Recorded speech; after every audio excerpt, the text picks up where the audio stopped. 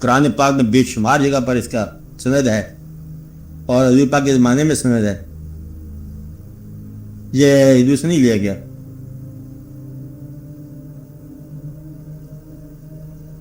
ذکرن کثیرہ آپ صاحب لفظ ہے. ہاں فذکرونی اذکرکم بھی ہے. واشکروا لی ہاں اللہ بذکر اللہ. اور ایک جگہ پر ہے کہ آپ کے مثلات علی ذکری. اور ایک اور جگہ پر ہے کہ جب یہ ذکر کیا جاتا ہے تو ان کے دل جو ہے یہ نرم ہو جاتے ہیں. پھر ذکر کیا جاتا ہے کہ آئیے اپنی کروٹ ذکر کرتے ہیں. کیا مطلب یہ ذکر کرتے جا رہے ہیں. ذکر کا بار بار حکم ہے.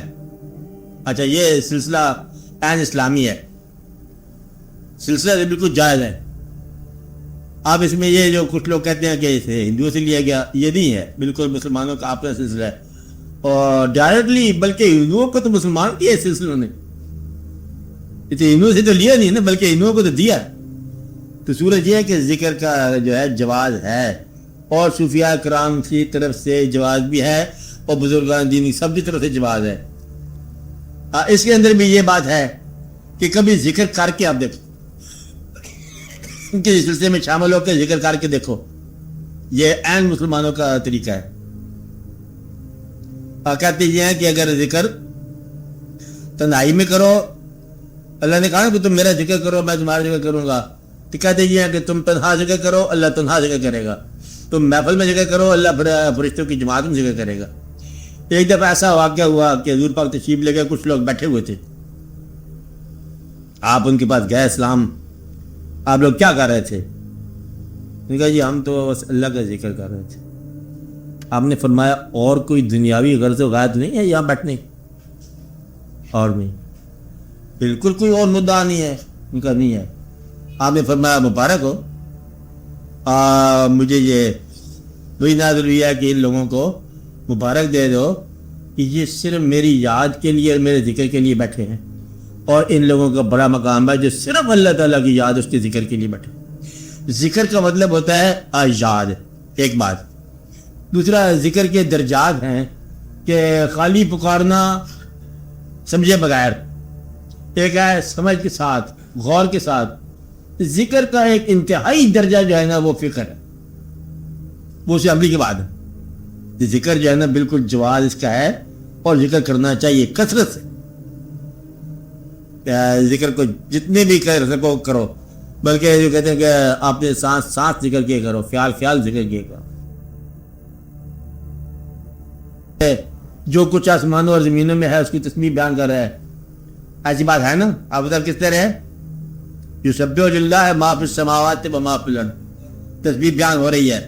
وہ اپنے اپنے کاروبار میں ہیں, تو یہ اس سند کے طور پر کہ آپ اس کی تسبیح بیان کرو, فرائض بھی پورے کرو اور محبت کا اظہار بھی کرو. ذکر بھی کرو, خفی کرو, جلی کرو, مل کر کرو, جیسے ہوتا ہے کرو. اللہ اللہ کیا کرو, سانس کے ساتھ کیا کرو, غور کے ساتھ کیا کرو. اللہ کیا کرو, حق اللہ کیا کرو, اللہ کیا کرو, لا الہ الا اللہ, جیسے آتا کیا کرو. اللہ کو پکارو, پکارنے کا حکم ہے, یہی پکار ہے. یہ کون کہتا ہے کہ ہندو سے لیا ہے؟ یہ بڑے بھائی وہاں سے بات میں دیکھا جی اخباروں میں ایک مہم چل رہی تو دیکھو یوگا ٹائپ کی چیزیں.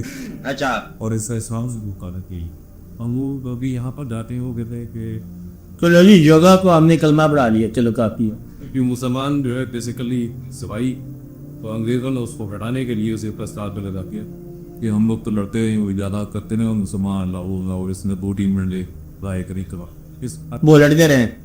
اب یہ دیکھو تو لڑکے کیا کریں, فتوحات کریں, یہی ہے نا. تو فتوحات کو کیا کرو, اصل تو جہاں گھبرائی ہے کہ حاصل کرو ملک, فتوحات, اور پھر رخصت ہو جاؤ. یہ جو فتوحات کرنا, مال حاصل کرنا, شہرت حاصل کرنا, یہ سارے کا سارا وہم ہے. ذرا تو آپ غور کیا کرو تھوڑی دیر کے لیے کہ آپ کا ہونا کیوں ہے اور کب تک ہے. جو کچھ آپ حاصل کر رہے ہو کیا یہ حاصل ہوا؟ آپ نے مکان حاصل کر لیا نا, یہ حاصل ہوا کہ لا حاصل ہو گیا؟ اور مکان ٹھہر گیا اور لوگوں کے لیے, اور مکین رخصت ہو گیا. اس لیے یہ واہمہ ہے کہ تم نے کچھ حاصل کر لیا ہے. تم حاصل نہیں کر سکتے کچھ بھی. سکندر اعظم جب چلا دنیا کے اندر فتوحات کرنے کے لیے, کہ فتح کرے گا, بڑا دلیر تھا, جب نائل تھا, بڑا طاقتور تھا, اس کے آگے کون ٹھہرے گا یونانی لوگ. ایک درویش تھا, انہوں نے پوچھا بھائی کدھر جا, فتوحات کرنے. میں سمجھ گیا. اب کیا سمجھ گیا ہے؟ کہتے ہیں یہ پردیس میں قبر اپنی دینے کے لیے جا رہے ہیں. ایسا مارا دیار غیر میں مجھ کو وطن سے دور, رکھ لی میرے خدا نے میری بے کسی کی شرم. تو بات اتنی ساری ہے کہ وہ جا کے فاتح ہندوستان یا فاتح دنیا جو ہے, تو جا کے قبر پتہ نہیں کہاں جا کے ملائی المقدونیہ کا رہنے والا دکھتے جا میرا. ہاں سکندریہ میں جا کے کیا ہو گیا. اب بات سمجھ لیں. تو اصل واقعہ جو ہے یہ جب سمجھ آ جائے کہ گھر سے قبرستان تک کا سارا سفر ہے. فتوحات کیا ہوتی ہیں؟ انگریز فتوحات پہ لگا ہوا ہے, انگریز برباد ہو گیا. یعنی وہ انگریز کتنا بڑا چور والا جس کا چورے نہیں ڈوبتا تھا, اس کے وجہ سے سارے ڈوب گیا. اب اچھا میرے یہ ہے اصل میں مسلمان کو غور کرنا چاہیے کہ انگریز نہیں لگایا, یہ ذکر کی وجہ سے ہی بدلے بدولت سے قائم ہے.